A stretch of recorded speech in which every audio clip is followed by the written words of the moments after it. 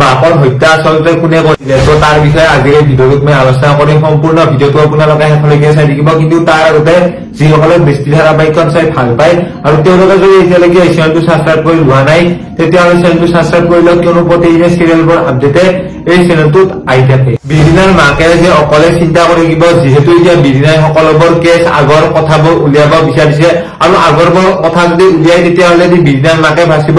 আৰু মই যেনেধৰণে কৈছিলো যে কিবা এটা কাহানী আছে বিৰিণাৰ মাকৰ আৰু তাৰ কাৰণে সেইটো কথা উলাই পৰিল, অৰ্থাৎ বিৰিণাৰ যিজনী নিজৰ মাক আছিল আৰু সেইজনী মাকক এতিয়া বিৰিণাৰ এইজনী মাকে মাৰিছিল আৰু তাৰ কাৰণে এতিয়া সেইবোৰ সম্পত্তি নিজৰ নামত কৰিব লাগে আৰু সম্পত্তিৰ কাৰণে এইটো কাম কৰিছিল। দুজনী পত্নী থাকিলে এতিয়া সম্পত্তিৰ ভাগ বতৰা আৰু সেইকাৰণে বিৰিণাৰ দেউতাকৰ আগৰ পত্নীজনীক মাৰি নিজৰ সম্পত্তিৰ লগত বিয়া হৈ আৰু সেইবাবে ইমান দিনে এইটো কথা লুকাই ৰাখিছে আৰু যিবোৰ কথা এতিয়া বিৰিণায়ো লাহে লাহে গম পাইছে। কিন্তু এতিয়া এই কথাটো যেতিয়া ওলাব হয়তো এতিয়া সেই কথাটো ওলোৱাৰ পিছত বিৰিণাই কেতিয়াও মাকক ক্ষমা নকৰে আৰু মাকেদি জেলত যাব লাগিব, সেইটো ফাইনেল। কিন্তু এতিয়া বাবাৰ দেউতাকে যিহেতু কৈছে যে সেইবোৰ চিন্তা কৰিব নালাগে বা এতিয়া বাবাৰ দেউতাকে সেইবোৰ কাম চাব, কিন্তু এতিয়া বাবাৰ দেউতাকে কেনেকৈ চাব আৰু বাবাৰ দেউতাকে বাৰু সেইটো কাম কৰিব পাৰিবনে নোৱাৰে, তো সেইটো আপোনালোকে আজিৰ খণ্ডটিত দেখিবলৈ পাব।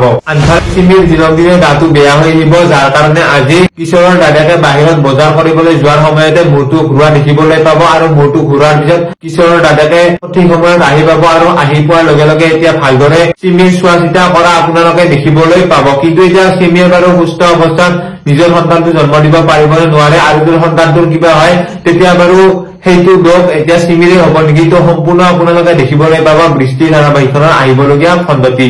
তো আপোনালোকৰ কোনে কোনে এই ধাৰাবাহিকখনৰ আজিৰ হ'বলগীয়া খণ্ডটি চাবলৈ নিৰপেক্ষৰে বাট চাই আছে তেওঁলোকে কমেন্ট এটা কৰি জনোৱাৰ লগতে ভিডিঅ'টো যদি এতিয়ালৈকে লাইক কৰা নাই লাইক এটা কৰি দিব। তো আজিৰ ভিডিঅ'টো এইখিনিয়ে, ধন্যবাদ।